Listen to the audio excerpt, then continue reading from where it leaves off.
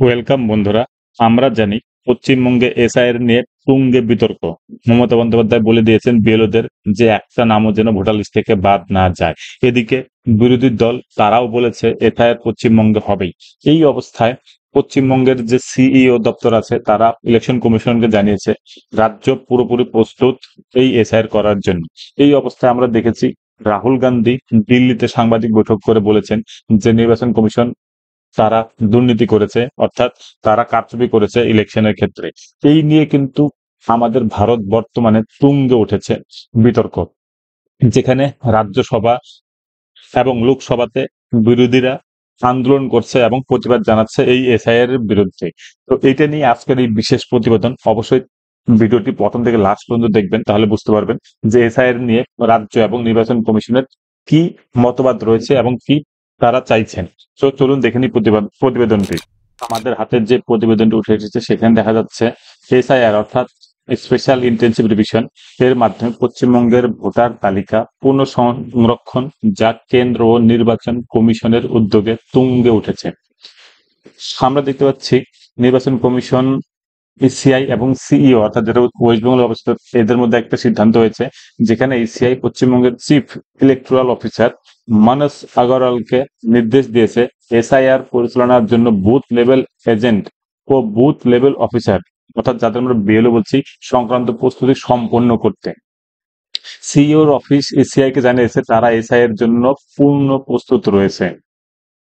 ECI একই সাথে নির্দেশ দিয়েছে 4 জন সরকারি কর্মকর্তাকে নিষিদ্ধ করা এবং এফআইআর দায়ের করতে, এবং এর প্রতিবেদনে 11ই আগস্ট বিকেল 3টার মধ্যে জমা দিতে হবে, অর্থাৎ ইলেকটোরাল অফিসার। তো আমরা জানি 4 জনের এগেনস্টে সাসপেনশনের কথা বলেছেন নির্বাচন কমিশন এবং তাদেরকে আহ, বরখাস্ত করে তাদের এগেনস্টে এফআইআর করতে বলেছে। ইসিআই পশ্চিমবঙ্গ সরকারের কাছে আবেদন করেছে যে সিইও কে স্বতন্ত্র নির্বাচন বিভাগ ও স্বতন্ত্র বাজেট, সিনিয়র অফিসারদের পদ পূরণ এবং পর্যাপ্ত অর্থনৈতিক ক্ষমতা দান করার জন্য। টিএমসি এবং রাজ্য সরকারের কি প্রতিক্রিয়া এই বিষয়ে? সিএম মমতা ব্যানার্জি এসআইআর কে হিডেন এনআরসি প্লট হিসেবে অভিহিত করেছেন এবং ছাপ বলে দিয়েছেন এনআরসি পশ্চিমবঙ্গে কার্যকর হতে দেব না। অভিষেক ব্যানার্জি বলেছেন এসআইআর মানে সাইলেন্ট ইনভিজিবল রিগিং এবং হুঁশিয়ারি দিয়েছেন একজন ভোটারের নামও বাদ পড়লে আমরা 1 লাখ মানুষ নিয়ে ইসিআই এর দপ্তর ঘেরাও করব। রাজ্য প্রশাসন সিইওর সিদ্ধান্তের ব্যাখ্যা চেয়ে একটি চিঠি লিখেছে, জানতে চেয়েছেন যে কেন রাজ্যকে জানানো হয়নি। এই যে পশ্চিমবঙ্গে এসআইআর শুরু হবে কেন সেটা আগেই বলা হয়নি, কেন নির্বাচন কমিশন একতরফা ডিসিশন নিচ্ছে। এই অবস্থায় রাজ্যের অবস্থান হলো ভোটার তালিকা বিশেষ ও নিবিড় পরিমার্জনের জন্য এখন উপযুক্ত সময় নয়।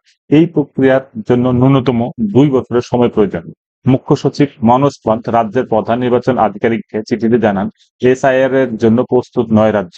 রাজ্যের অভিযোগ, রাজ্যের সাথে আলোচনা না করে সিইও নির্বাচন কমিশনকে জানিয়েছে যে রাজ্য প্রস্তুত নয়।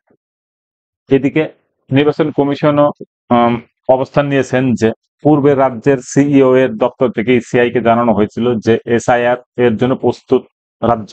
কমিশন চায় দ্রুত এসআইআর কার্যকর হোক এবং ভোটার তালিকার ভুয়া নাম বাদ দেওয়া হোক। কমিশনের মতে এসআইআর ছাড়া সুষ্ঠু নির্বাচন সম্ভব নয়। এই অবস্থায় বিরোধী যারা আছেন পশ্চিমবঙ্গ অর্থাৎ বিজেপি, এরা প্রতিক্রিয়া জানিয়েছেন।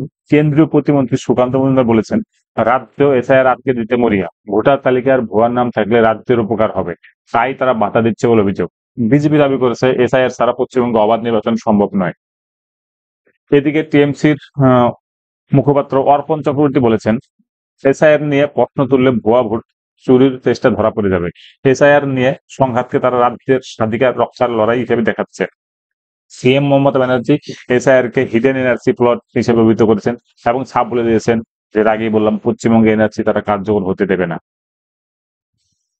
দেখার বিষয় এটাই যে পশ্চিমবঙ্গে আদৌ এসআইআর অর্থাৎ স্পেশাল ইন্টেনসিভ রিভিশন হয় কিনা এবং হলে পরে সেখানে কি কি কন্ডিশন থাকবে বা কি কি ডকুমেন্ট প্রডিউস করতে হবে ভোটারদের, যার বিনিময়ে তার ভোটার ভোটার লিস্টে নাম থাকবে অথবা তার নাম বাদ যাবে। এবার এটা সময়ই বলবে, কারণ যেটা শোনা যাচ্ছে এই আগস্ট মাসেই কিন্তু এসআইআর হওয়ার কথা, অর্থাৎ বিএলওদের নির্দেশ দেওয়া হবে।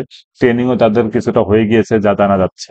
এখন দেখা যাক সময়ে এসআইআর হয় কিনা, নাকি পরবর্তীতে এসআইআর আর হবে না, সেটা সময়ই বোঝা যাবে। ধন্যবাদ বন্ধুরা। যদি চ্যানেলটিতে নতুন হয়ে থাকেন তাহলে অবশ্যই চ্যানেলটিকে সাবস্ক্রাইব করবেন এবং লাইক কমেন্ট এবং শেয়ার করতে একদম ভুলবেন না।